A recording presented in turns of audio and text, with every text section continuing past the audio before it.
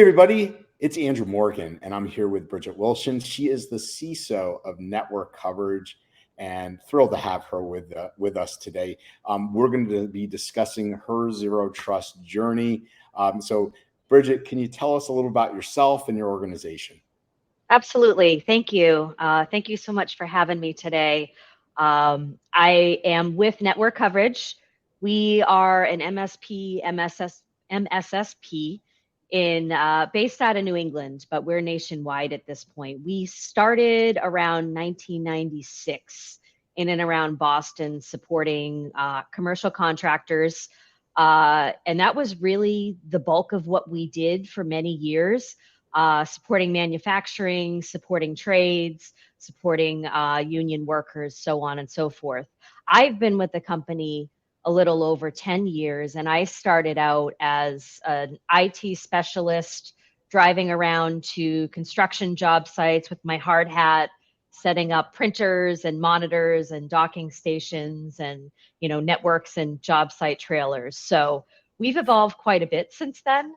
I'm now the CISO, as you mentioned, with Network Coverage.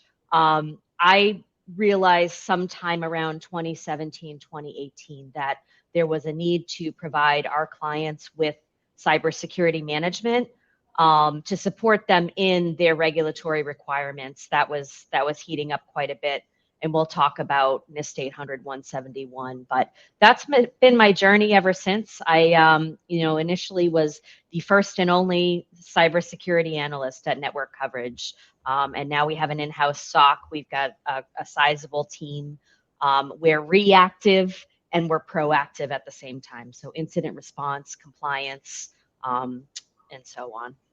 Yeah, I'm really glad you set the stage with that, because not every MSP aspires to be what you become, nor puts in the effort and everything. But what's awesome, Bridget, is two things. One, it's awesome to see women leading cybersecurity. Second is it's awesome to show other MSPs what is possible if you really want it out there. So one thing that was really cool that you and I talked offline about was I'm going to say this just a little bit, from what we're trying to say here, like adoration perspective. Mm-hmm. Sorry for getting that out. But Gotcha. yeah, COVID hits, and you guys immediately start thinking we gotta change the way these remote workers connect to us, which really led the journey to you eventually going with Appgate. Can you talk briefly about that and why that, it took a lot of people a lot longer than that, but you jumped on it right away?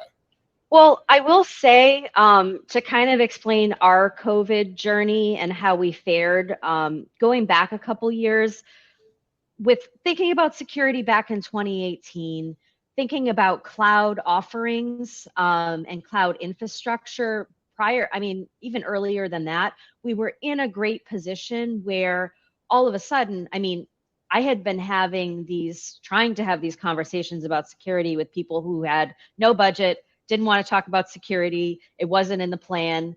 And then February of 2020 is when we kicked off the MFA, Everyone Gets MFA initiative.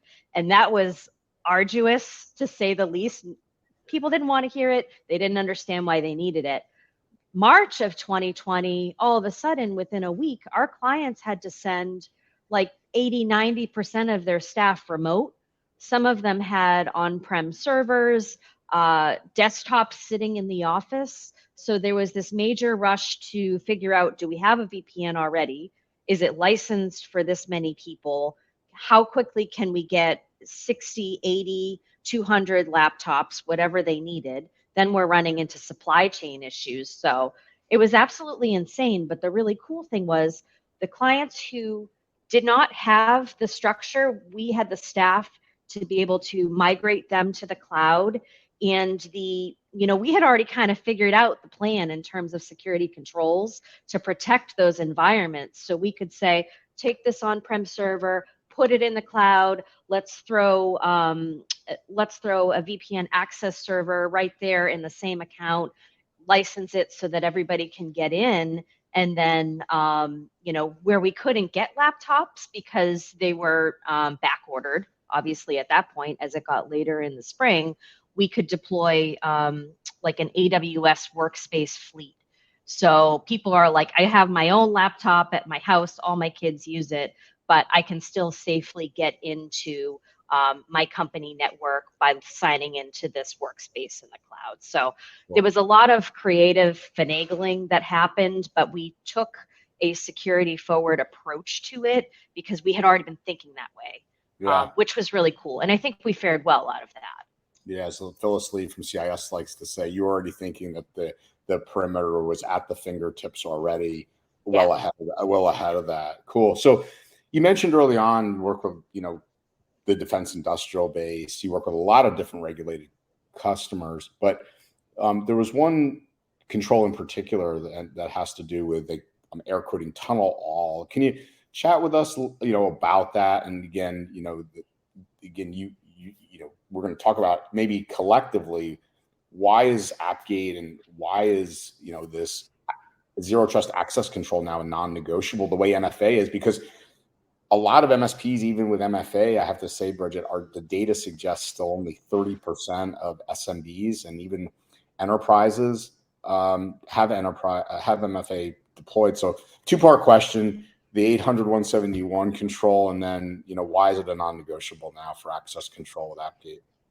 Yeah, I think that one is 3.13.7, which specifically requires, so the entire domain systems and communication protection is focused on establishing the boundaries. So Appgate, I mean, it's a great solution to all of the controls in that domain, if not some others.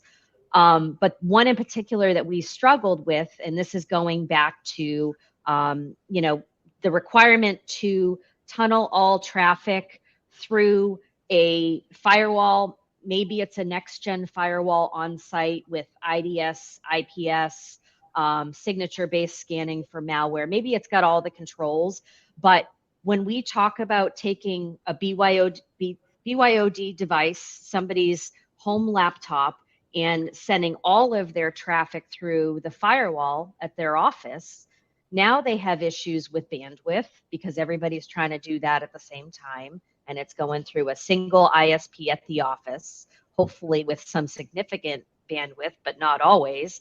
Now they've got problems at home because they can't print to their local printer on their Wi-Fi at their house. So that one for me has been tough.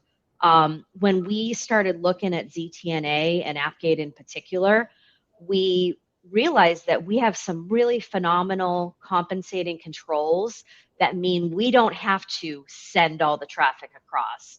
If somebody's working off their home laptop, we can interrogate that. So it's agent-based, obviously. It runs on every laptop. They would have to have it installed. We can interrogate that machine to ensure they have antivirus or hopefully EDR protecting the device. They have an up-to-date OS with up-to-date patching. Encryption, we can confirm there's encryption in place.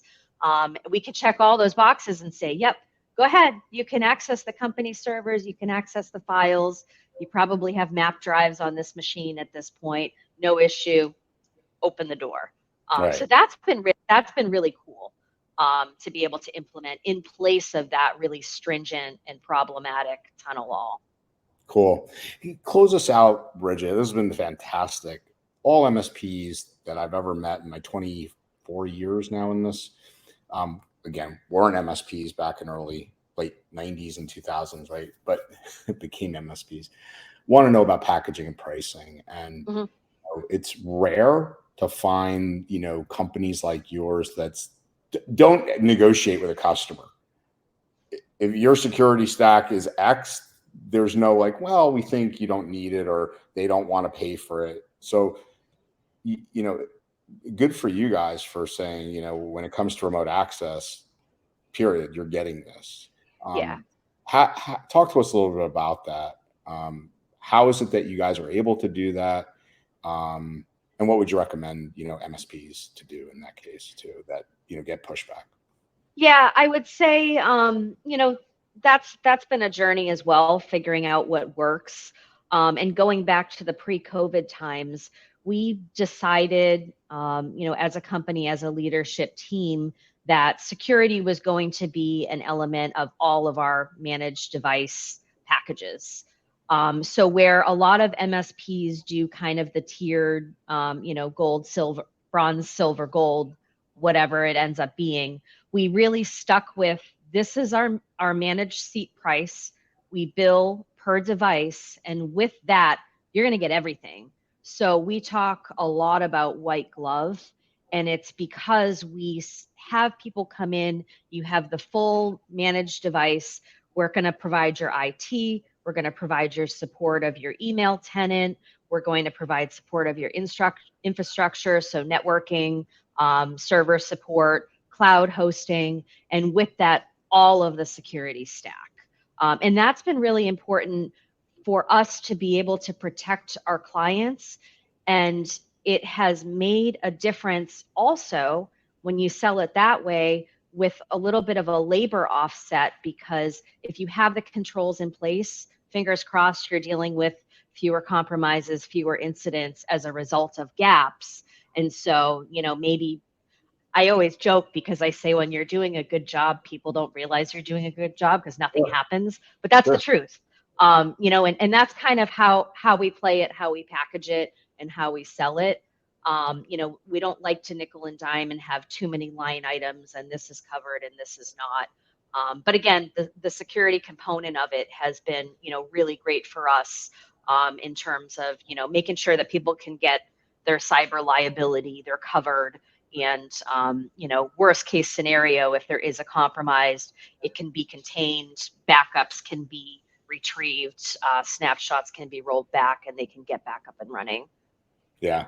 So, it sounds like you're certainly taking a, assume breach mentality with your customers, certainly thinking of IR, certainly thinking of disaster recovery ahead of time and having those conversations. So, really awesome interview with you, Bridget. I think it's really helpful for all MSPs and MSSPs to listen to. They can learn a lot from you. So I know it's your vacation. I really appreciate you taking a few minutes, and wishing you a wonderful 4th ahead.